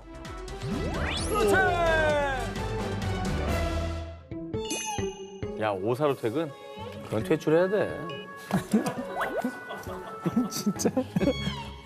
2008년 11월 영국 대번주 엑셔터시로 이사 온 여성 헬렌 피어슨. 자, 그런데 말입니다. 이사를 온 지 몇 달 지나지 않아 헬렌은 이상한 일을 겪게 됩니다. 아니, 내 자전거가 왜 여기 버려져 있지? 자전거 타이어가 망가진 채로 발견. 그리고 며칠 뒤엔 집 자물쇠가 망가져 있었는데요. 도둑 들었나 보네. 아니면 이분이 새로 이사 왔다 그랬으니까 어. 그 집에 먼저 살던 사람에게 원한을 가진 아, 뭐 그런 사람이지 않을까? 아, 근데 잘못된 타겟으로. 그렇지. 새 주인 온지 모르고. 자, 겁이 난 헬렌은 경찰에 신고했지만 경찰은 범죄 사건이 아니라고 판단해 적극적으로 조사에 나서진 않았고요. 그 사이에 상황은 더욱더 심각해졌습니다. 헬렌의 자동차 타이어에 펑크를 낸 것뿐만 아니라 내가 제대로 공격하면 어떻게 대처할지 보고 싶구만. 비명을 지르려나? 그럼 지금부터 게임을 시작하지. 헬렌 앞으로 익명의 편지를 발송. 심지어 집 근처 길바닥에 죽어라 헬렌이라는 무시무시한 협박을 적어놓기도 했는데요. 다이 헬렌 다이. 왜 저래? 뭐 원한이 있어요? 이건 진짜 너무 무서운데? 이건 원한이 있는 건데. 자, 그렇게 장장 5년이 흐르고 2013년 10월 결국 끔찍한 일이 발생하고 말았습니다. 외출한 헬렌을 덮친 한 남성. 그는 흉기로 헬렌의 목과 등, 얼굴을 무려 8차례나 찔렀는데요. 어머머. 정말 다행히도 목격자가 남성을 제압.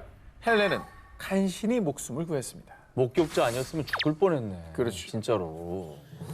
현장에서 체포된 범인의 정체는 조 윌리스. 그는 범행을 저지른 이유에 대해 제가 얼마나 사랑했는데 저 여자는 내 사랑을 무참히 짓밟았다고요. 전 남자친구예요, 그러면? 어쨌든 간에 전 남편이 전 남친이든 간에 이별을 했으면 그냥 받아들여야지. 이게 뭐 하는 짓입니까 이게. 그런데 어. 헬렌의 입장은 달랐습니다. 저를 사랑해서 한 행동들이었다고요? 대체 언제부터요? 뭐야, 관계가 없어? 조는 전 남자친구도 전 남편도 아니었습니다. 뭡니까? 뭐야? 사실 조는 헬렌이 이사 온 아파트의 이웃집 남성입니다. 그는 동네에서 헬렌을 마주칠 때마다 날 보고 웃으며 인사하네. 나한테 관심 있나? 근사한 레스토랑에서 데이트하면 좋아하겠지? 결혼하면은 우리 집을 팔고 저 헬렌 집에서 살까? 뭐야, 한 번 웃었더니 결혼하고 집 파는 것까지 간 거예요, 생각이? 친절하게 웃으며 인사하는 헬렌에게 푹 빠졌고요. 혼자만의 사랑을 키웠습니다. 그러던 어느 날 헬렌, 주말에 나랑 공연 보러 갈래요? 어머, 주말에 약속 있는데 미안해요. 이 한 번의 거절이 끔찍한 스토킹이 시작된 진짜 이유였습니다. 데이트를 거절한 헬렌에게 배신감을 느낀 조는 그녀를 스토킹하기 시작. 무려 5년 동안 지독하게 괴롭히다 결국 살해 시도까지 한 겁니다. 아니, 이러니 애들한테, 주변 사람들한테 친절해라, 웃으면서 얘기해라라고 가르칠 수 있겠냐고. 더욱더 안타까운 사실은요. 헬렌은 스토킹을 당하는 동안 무려 125번이나 경찰에 신고했지만 경찰은 증거가 없다는 이유로 이를 묵살했던 건데요. 결국 살인 미수 혐의로 체포된 조는 무기징역을 선고받게 됐고요. 5년의 지독한 스토킹은 상처만을 남긴 채 막을 내리게 됐습니다. 그 동네 경찰은 직무유기로 처벌 안 받았답니까? 좀 미리미리 수사를 잘했다면 이런 일까지는 그럼요. 없었겠죠. 사랑과 전쟁 사탄, 사랑한 게 죄는 아니잖아 싶고 5위를 공개합니다. 대낮 시장에서 벌어진 일. 2017년 8월 어느 오후 인도 우타르 프라데시주에 위치한 시장에 동생과 들른 15세 소녀 라니아. 그런데 잠시 후 시장은 비명과 함께 아수라장으로 변했습니다. 저기 사람 손목이 떨어져 나갔잖아. 얼른 경찰을 불러. 손목이 떨어져 나갔다고요? 손목을 누가 잘랐어? 라니아는 누군가로부터 공격을 당해 손목이 잘려나가는 끔찍한 사고를 당했습니다. 어우, 야, 손목을 왜 잘라? 아니, 도대체 누가 그런 거예요? 왜? 소녀를 공격한 사람은 스토커 비노드 차우라지아. 그는 평소 라니아를 쫓아다니며 끈질기게 괴롭혔습니다. 스토커 비노드는 거절 의사를 밝힌 라니아의 근처를 맴돌며 공포감을 조성하는 것은 물론 심지어 미성년자인 라니아를 성추행하는 파렴치한 짓까지 저질렀습니다. 고작 15세밖에 안 되는 어린 라니아는 몇 달 동안 비노드의 스토킹 때문에 고통과 두려움에 시달려야 했고요. 제대로 외출도 하지 못하며 비노드를 피해 다녀야 했습니다. 벌써부터 화가 난다 진짜. 얼마나 두려웠겠어요. 힘없는 미성년자가 저렇게. 한동안 비노드를 피해 다녔던 라니아. 그런데 시장에 나들이에 나섰다 그만 비노드의 눈에 띄고 만 것입니다. 그날도 비노드가 일방적으로 데이트를 신청하자 라니아는 거절. 이에 격분한 비노드는 근처 가게에서 흉기를 가지고 나와 라니아를 공격한 것입니다. 사람들은 대낮에 그것도 시장 한복판에서 벌어진 스토킹 범죄에 경악했습니다. 아, 정말 무섭다. 아니 근데 네. 사람 많으면 사실 목격자도 있고 주변에 그걸 막아줄 사람도 많을 거잖아요. 근데 네. 저렇게 손목을 절단하게 그냥 놔둘 수 있는 거예요. 자, 뭐 여러분들이 너무 충격에 지금 말씀 못 읽고 있는데 그러면 사람들이 못 도와주면 이제 법에 도움이라도 있지 않았겠느냐라는 의문이 생기죠. 인도에도 스토킹 관련 법이 존재는 합니다. 스토킹 범죄 시 3년 이하의 징역 혹은 벌금이 부과됩니다만 인도 국가범죄기록국에 따르면 평균 55분마다 스토킹 범죄가 발생. 하지만 신고율은 턱없이 낮다고 하는데요. 어린 라니아가 할 수 있는 것이라곤 그저 스토커를 피해 다니는 것밖에 없었습니다. 지금도 많은 사람들이 스토커 범죄에 희생당하고 있는 상황입니다. 사랑과 전쟁 4탄, 사랑한 게 죄는 아니잖아 싶고 4위 공개합니다. 끝나지 않은 그날의 악몽. 2016년 영국 레스터에서 동거 중이던 연인 다니엘 로타리오와 케이티 렁. 그런데 둘의 관계는 그리 순탄치 못했습니다. 평소 질투, 집착이 심했던 케이티. 다니엘이 이성과 간단한 안부 인사만 주고받아도 예민했고요. 심지어 SNS 당장 지워. 나 말고 딴 여자랑 연락하지 말라고 했잖아. 날 사랑한다면 내 이름을 문신으로 새겨. 사사건건 간섭하는 건 물론 무리한 요구까지. 이를 도무지 받아들일 수 없던 다니엘은 화를 냈고 결국 두 사람은 하루가 멀다 하고 말다툼을 했습니다. 뭐 질투야 사람의 본능적인 어떤 감성이긴 하지만 저건 선을 넘네요. 이름을 문신으로 새기라고 강요를 합니까? 집착이고 소유욕이지 저건. 문제의 그날도 마찬가지였습니다. 평소처럼 케이티와 말다툼을 하고 잠자리에 든 다니엘. 그런데 시큼한 맛을 느낌과 동시에 두 눈이 흐릿해졌고요. 다니엘은 온몸이 불에 타는 듯한 고통으로 몸부림쳤는데요. 알고 보니 연인 케이티가 다니엘에게 앙심을 품고 곤히 자고 있던 그에게 황산을 뿌렸던 겁니다. 저거 다 녹아서 불탄 거 봐. 이 사건으로 6주간 혼수 상태에 빠졌던 다니엘은 가까스로 목숨을 건졌지만 이미 시력을 잃고 신체의 3분의 1이 녹아내릴 정도로 심각한 화상을 입은 뒤였습니다. 케이티의 범죄가 더욱 극악무도했던 건요. 이게 우발적 범행이 아니란 겁니다. 그래, 악마네. 그녀는 5개월 전에 황산을 미리 구매했고요. 아 정말. 틈을 보다가 사건 당일 소세지에 황산을 붓는 연습까지 하는 치밀함까지 보였습니다. 아유, 저건 사람 아닌 것 같은데? 어? 외계 악마가 온 것 같아, 진짜. 나 이거 사람으로 안 봐. 이게 이런 뭐야. 것만 보고 있으면 어떻게 사람을 만나고 사랑하고 마음을 주고 믿고 신뢰하고 그러니까 하겠어요. 저런 여자인지 모르고 만났을 거 아니야. 결국 케이티는 살인 미수 혐의로 최소 17년의 징역형을 선고받았는데요. 와. 케이티의 비정상적인 집착과 질투 심할에 가여운 희생양이 된 다니엘은 수년이 지난 지금까지도 매일을 고통의 기억 속에서 살고 있습니다. 사랑과 전쟁 4탄 사랑한 게 죄는 아니잖아 싶고 3위를 공개합니다. 경찰서 찾은 목격자의 모모. 2021년 4월 8일 대만.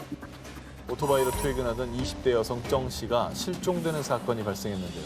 그런데 다음날 경찰서에 찾아온 한 남자. 어제 사고를 목격했습니다. 제가 구해서 제 차에 태워 잘 보내드렸어요. 사고가 나서 이제 집에 못 들어간 모양이에요. 그죠? 그죠? 사고 목격자일 수 있겠네요. 고마운 분일 수 있죠. 그죠. 네. 그런데 잠시 뒤 정 씨는 병원이 아니라 인근 폐가에서 시신으로 발견됐습니다. 뭐야? 경찰 조사 결과 정말 충격적이게도 목격자라던 50대 남성 황둥밍은 사실 은인이 아닌 뺑소니 가해자였습니다. 뭐? 뺑소니 해놓고 죽인 거야? 와 그럼 목격자 행세를 한 거네. 자기 죄를 덮으려고. 아, 참, 진짜. 그뿐만이 아닙니다. 더 놀라운 사실은 그의 정체가 다름 아닌 평소 정 씨를 괴롭혀온 스토커였다는 겁니다. 뭐라고요? 사건 발생 약 2개월 전인 2021년 2월 스토커 황동민은 정 씨가 일하는 휴대폰 가게를 찾았는데요. 아휴. 그곳에서 그는 친절한 정 씨에게 반해 그날부터 추잡한 짓을 벌이기 시작했습니다. 황동민은 몸에 손을 대며 성추행하기 일수, 그리고 가정이 있는 정 씨가 분명히 싫다고 했음에도 불구하고 그녀의 출퇴근길을 미행하거나 불쑥불쑥 나타나 스토킹했습니다. 그리고 사건 당일 지인에게서 차를 빌린 스토커 황동민은 오토바이로 퇴근하는 정 씨를 미행, 고의로 추돌 사고를 일으켰고요. 뭐? 머리를 부딪혀 의식을 잃은 정 씨를 자신의 차에 태워 납치, 추악하게도 폐가에 데려가 추행한 뒤 결박한 채 유기했고요. 그렇게 병원에 가서 치료만 받았어도 살 수 있었던 정 씨는 차디찬 바닥에서 목숨을 잃었습니다. 심지어 스토커 황동민은 뻔뻔하게도 경찰서로 찾아가 가짜 목격자 행세, 수사에 혼선을 주는 인간 말종짓을 벌였는데요. 말종이네, 말종. 하지만 결국 경찰 조사로 그의 스토커 짓이 여과 없이 드러났고요. 그는 살인죄, 강제 추행 혐의로 기소. 자신의 스토킹 범죄를 교통사고로 위장하려 한 그는 현재 법의 심판을 기다리고 있습니다. 뭘 기다려? 정씨 스토킹 사건을 계기로 대만 내에서 스토커 관련 법 마련의 목소리와 비난이 거세지자 대만 정부는 뒤늦게 스토커 처벌법을 제정, 올해 6월 도입을 앞두고 있습니다. 스토커 때문에 사랑하는 아내를 떠나보낸 남편. 그는 아내를 지켜주지 못한 자신을 탓했는데요. 더 이상 아무 잘못도 없는 이들이 자책하는 일이 없기를 바랍니다. 사랑과 전쟁 4탄, 사랑한 게 죄는 아니잖아 19. 2일 공개입니다. 모모에 빠진 남성의 고백. 2018년 러시아 16살 소년 키릴 볼스키는 SNS 동호회 활동 중 크리스티나 캄라예바라는 동갑 친구와 사랑에 빠졌는데요. 자기야, 내가 얼마나 사랑하는지 알지? 우리 자기 사진만 봐도 너무 좋다. 우리 조만간 꼭 보자. 비록 사는 지역이 달라 랜선에서만 만날 수밖에 없었지만 볼스키의 사랑은 뜨거웠습니다. 요즘 뭐 랜선 연애는 되게 많은 일이니까. 많아요, 예. 좋은 결말도 많이 알려드렸는데 이게 주제가 주제인 만큼. 볼스키는 가족 결혼식 때문에 캄라예바가 사는 곳에 방문할 예정이었고요. 그렇게 두 사람은 드디어 설레는 첫 만남을 갖게 됐습니다. 그런데 말입니다. 캄라예바는 볼스키를 만난 뒤 감쪽같이 실종되고 말았는데요. 응? 실종 신고를 받은 경찰은 마지막 목격자였던 볼스키를 유력 용의자로 지목했는데요.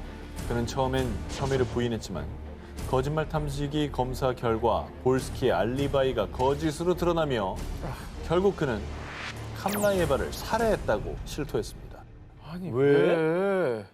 왜 죽여? 왜? 사랑하는 사이 아니었어요? 그렇게 어렵게 만나서 왜 죽여요? 왜? 놀랍게도요. 사실 두 사람은 연인 관계가 아니었습니다. 사랑하는 감정을 가진 건 볼스키 단 한 사람뿐. 뭐 어떻게 된 거야? 캄라예바는 볼스키를 그저 친구로 대했지만요. 캄라예바가 너무 좋았던 볼스키는 혼자만의 망상 연애를 시작. 다른 친구를 질투하고 또 자녀 계획까지 세우는 등 마치 자신이 캄라예바의 남자친구라도 된 마냥 망상에 빠졌던 겁니다. 그냥 랜선 친구로 생각했던 것 같은데 상대방은. 그냥 멀리서 오니까 그냥 만나서 뭐 커피 한잔 하려고. 그냥 뭐 그랬나 친구니까. 볼스키는 만날 명분을 만들기 위해서 가족의 결혼식이 있다고 거짓말한 거고요. 그렇게 하바롭스크에서 무려 6,000km 이상 떨어진 멀고 먼 모스크바까지 찾아갔고요. 드디어 캄라예바를 만난 볼스키는 자신의 감정을 당당히 고백했지만 자신의 상상과는 다르게 그녀가 고백을 거절하자 분노를 참지 못하고 잔인하게 살해, 시신을 근처 쓰레기통에 유기했던 겁니다. 어긋난 소유욕과 집착은 결코 진정한 사랑이 아니라는 걸 반드시 명심하길 바랍니다. 사랑과 전쟁 4탄, 사랑한 게 죄는 아니잖아 19. 18위와 1위 헤드라인 또 정 기자님 다 갖고 계신 기사인데요.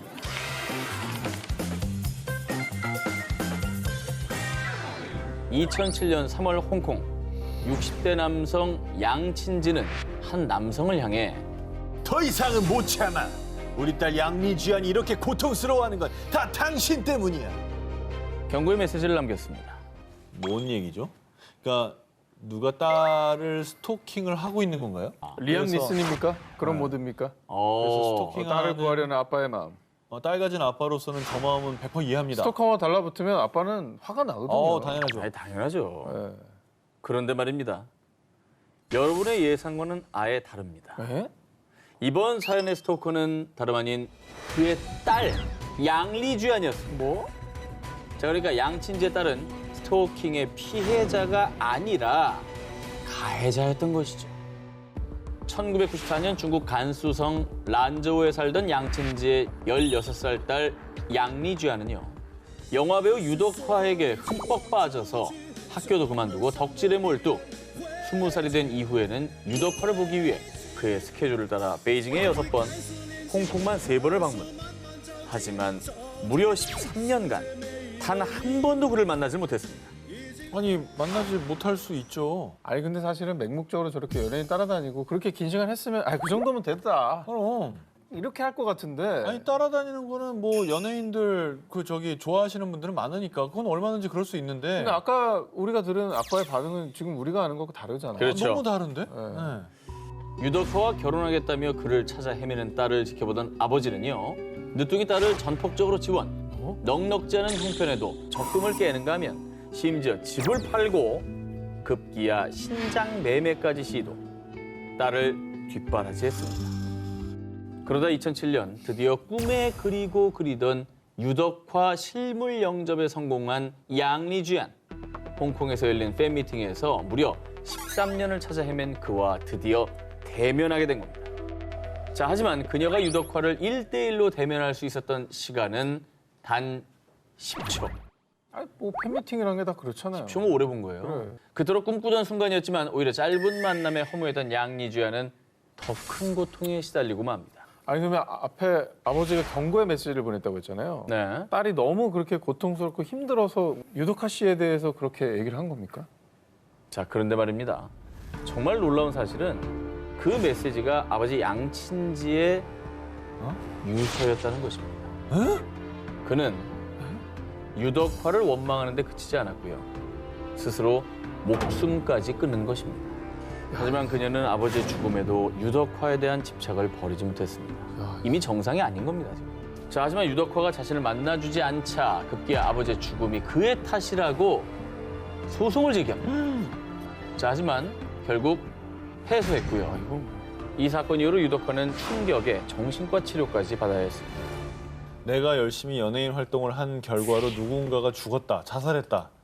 그럼 다행히 7년이 지난 2014년 양리주안은 부친의 자살과 유덕화는 무관하다며 사과했고요. 현재는 과거 자신의 행동과 아버지의 죽음에 큰 죄책감을 느끼고 반성하며 살고 있다고 합니다. 2013년 10월 일본 군마현 다테바야시 25세 여성 스즈키 치히로에게 연락한 38세 남성 나가이 타가오. 낮에 같이 밥 먹은 남자 누구야? 그 남자랑 무슨 사이냐고? 아무 사이 아니라니까. 거짓말! 지금 네 집 앞이야. 너 나올 때까지 기다린다. 일단 뭐 남자가 굉장히 화가 나 있고 어쨌든 의심받는 상황인 것 같아요. 네. 사실 두 사람은요 커플이 아니었습니다. 커플도 아니에요 심지어? 이미 헤어진 사이. 그럼 남이네. 뭐야 끝났으면 끝난 거지. 저렇게 딴 얘기할 남자를 권한도 없어요. 그럼 만나든 남남이든 말든 무슨 상관이세요? 뭐하건 상관없는 거 아니에요? 이게 구질구질한 내용이네. 집착하고 그죠? 자, 그런데 말입니다. 치히로에게 재결합을 강요하던 타가오는 급기야 그녀를 폭행하고 스토킹. 결국 견디다 못한 치히로는 몰래 이사한 뒤에 타가오가 자신을 찾을 수 없도록 주민대장 열람 제한까지 신청했습니다. 얼마나 무서우면 이사까지 했고 완전히 그냥 그 남자한테 벗어나려고 시도는 한 거잖아요. 그렇죠. 네. 치히로가 이사를 가자 분노에 타오른 타가오. 감히 날 피해 숨어? 두고 봐. 내가 반드시 찾아낸다. 그는 치히로를 찾기 위해 특단의 조치를 취했습니다. 경찰서죠? 불법 각성제 갖고 있는 사람들 신고하려고요. 뭐? 치히로 가족의 차에 몰래 불법 마약 성분이 든 각성제를 가져다 둔 타가오. 헐. 그는 이 일로 치히로 가족이 체포되면 치히로가 가족들 면회를 올 거라 생각한 겁니다. 사이코패스구나. 사이코패스. 가족이 경찰서에 가면 얘가 면회를 오니까 그러면 쫓아가서 집이 어딘지 알아내겠다 이거잖아요. 지금. 그렇죠. 사이코패스. 다행히 치히로의 가족들은 누명을 벗으며 체포되지 않았고요. 치히로를 찾으려던 타가오의 계획은 실패했습니다. 하지만 포기하지 않았던 타가오. 얼마 뒤 2차 계획에 돌입합니다. 바로 치히로 아버지의 차에 몰래 GPS를 부착한 것이죠. 헐. 이후에 딸의 집에 방문하는 치히로의 아버지를 미행했던 타카오. 아니, 당신이 어떻게 여기? 치히로, 내가 말했잖아. 넌 날 벗어날 수 없다고. 또 찾아냈으니까요. 얼마나 불안하겠어요. 저 정도의 집요함이면 어디로 가든 찾아낼 것 같아요. 진짜 너무하네. 타카오가 치히로의 집을 찾아내고 며칠 뒤인 2014년 2월 19일 안타깝게도 차량 안에서 머리에 총격을 입고 사망한 채 발견된 치히로. 뭐? 그리고 얼마 뒤 스토커 타카오 역시 극단적인 선택을 하며 비극적인 최후를 맞이했습니다. 숨막히는 전 남자친구의 스토킹, 과도한 집착, 어긋난 소유욕이 가져온 비극적인 결말뿐이었습니다.